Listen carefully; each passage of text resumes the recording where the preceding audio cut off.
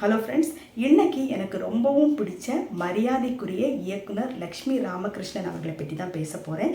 நீங்கள் எல்லோரும் நினைப்பீங்க, என்ன மேடம் நீங்கள் ஒரு சாதாரண பொண்ணு, உங்களுக்கும் லக்ஷ்மி ராமகிருஷ்ணன் மேமுக்கும் என்ன மேம் தொடர்பு அப்படின்னு நினைப்பீங்க. ஆக்சுவலாக லக்ஷ்மி ராமகிருஷ்ணன் மேமோட ஒவ்வொரு கருத்துக்களாலையும் நான் ஈர்க்கப்பட்டவள். அவங்கள எனக்கு ரொம்ப பிடிக்கும்.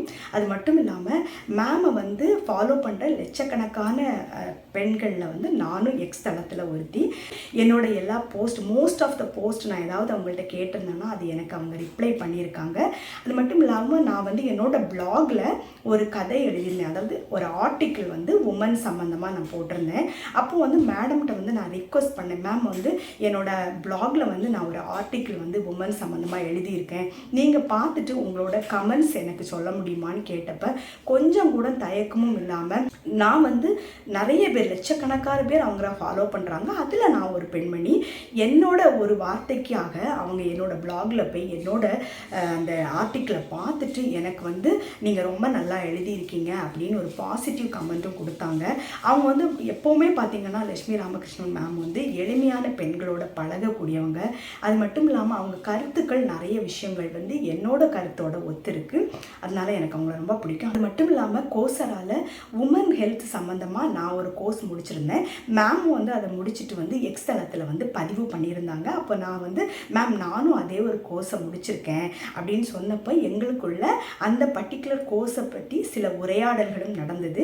அது எல்லாமே எனக்கு என்னென்னா, அவங்க ஒரு பெரிய இயக்குனர், பெரிய நடிகை, நான் ஒரு சாதாரண பெண் தான். எனக்கு கூட அவங்க உரையாடலை எக்ஸ் தளத்தில் நடத்தின விதமாக இருக்கட்டும், ஒவ்வொரு வாட்டியும் பெண்களுக்கு பிரச்சனை இருக்கும்போது அவங்க நின்று பேசுகிறதா இருக்கட்டும், ஒரு ஷோ பண்ணியிருந்தாங்க, அதை பற்றி நிறைய விமர்சனங்கள் வந்தப்பவும் இப்போது சமீபத்தில் பார்த்திங்கன்னா அவங்க அக்காவோட பெண்ணுக்கு அதே நிலைமை வரும்போது கூட அதையும் அவங்க அவங்களோட யூடியூப் சேனல் மூலமாக வெளி உலகத்துக்கு கொண்டு வந்தாங்க. அப்படி மேம் எல்லா விஷயத்துலையுமே ஒரு ஸ்ட்ரைட் ஃபார்வர்டாக இருக்கிறதுனாலையும் அவங்க எடுத்த படங்களும் பார்த்திங்கன்னா ரொம்ப இந்த சமுதாயத்துக்கு தேவையான சில கருத்துக்களை வச்சு எடுத்திருப்பாங்க.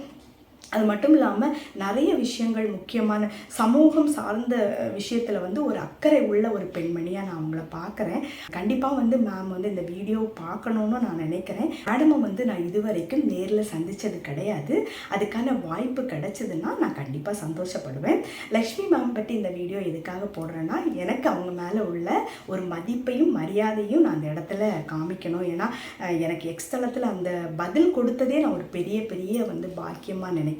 அந்த விஷயத்துக்காக தான், மேடமுக்கு மேலே நான் வச்சிருக்கிற மரியாதையை காமிக்கிறதுக்காக தான் என்னோட யூடியூப் தளத்தில் மேடம்காக ஒரு வீடியோ போட்டிருக்கேன். இன்னொரு சுவாரஸ்யமான வீடியோவோட உங்களை சீக்கிரமாக சந்திக்கிறேன். பாய்.